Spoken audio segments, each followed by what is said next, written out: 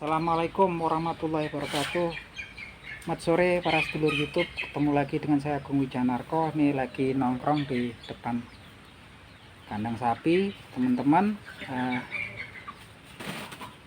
Si sore hari ini sambil nongkrong kita ngobrol-ngobrol dikit ya teman-teman. Oke teman-teman, sebagai seorang muslim ada kalanya kita itu menemui saat-saat atau kondisi-kondisi tertentu yang kita merasa sangat berat banget untuk melakukan ibadah, utamanya ibadah sholat 5 waktu. Begitu juga kita merasa berat banget untuk membuka kitab suci Al-Quran ya, atau sekedar membacanya sebatas 2 atau sampai 5 menit saja.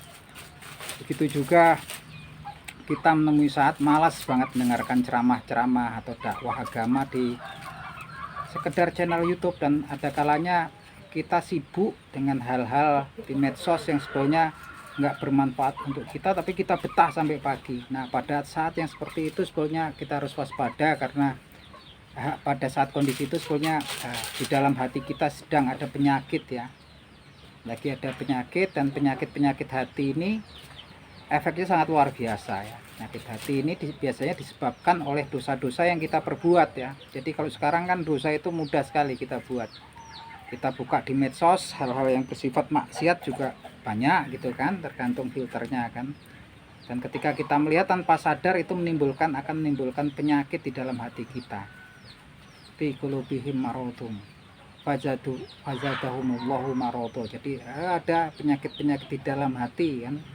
Ketika Allah udah melihatnya udah di luar batas, ditambahi lagi kan, fazadahumullahu marada walahum adzabun alim. Untuk mereka nanti azab yang pedih. Nah, orang kalau kita udah terkena penyakit hati, kita harus waspada.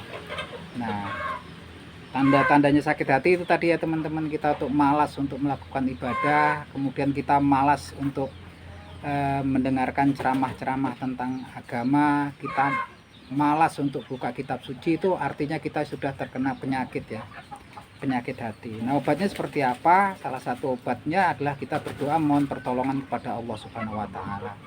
Jadi teman-teman, ada suatu doa yang diajarkan oleh Nabi Muhammad yang sebaiknya kita amalkan setelah kita selesai ibadah, ataupun kalau kita lagi berat, merasa nggak kuat, berat melakukan ibadah ya, di setiap tempat pun kita lagi duduk tiduran, kita nggak ada salahnya untuk mengucapkan doa tersebut. Dan yang terpenting adalah hati kita tertaut dengan doa yang kita ucapkan. Doanya adalah sebagai berikut: Bismillahirrahmanirrahim. Allahumma aini ala zikrika wa syukrika wa husni ibadatik. Yang artinya sebagai berikut: ya Allah, aku bermohon kepadamu, memohon pertolongan kepadamu agar untuk dapat selalu mengingatmu, untuk dapat selalu mensyukuri nikmat-nikmat yang kau berikan kepadaku, dan untuk dapat selalu melakukan sebaik-baik ibadah kepadamu.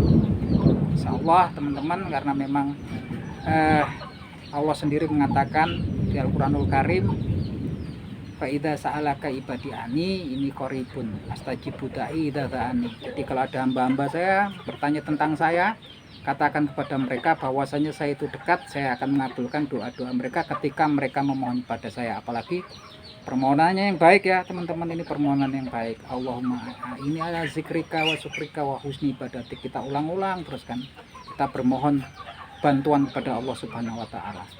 Oke teman-teman, semoga obrolan sore ini bermanfaat, dan saya akan selalu memohon pada Allah Subhanahu wa Ta'ala untuk para teman-teman yang sudi melihat video saya ini, mendengarkan, untuk mendapatkan pahala dari Allah Subhanahu wa Ta'ala. Begitupun juga saya berharap amalan pahala dari Allah Subhanahu wa Ta'ala, karena pada dasarnya semua yang ada di dunia ini adalah fana, dan yang kekal itu adalah yang di sisi Allah Subhanahu wa Ta'ala. Oke, gitu teman-teman, matur nuwun. Salam seduluran dari saya Agung dari Bantul, Yogyakarta.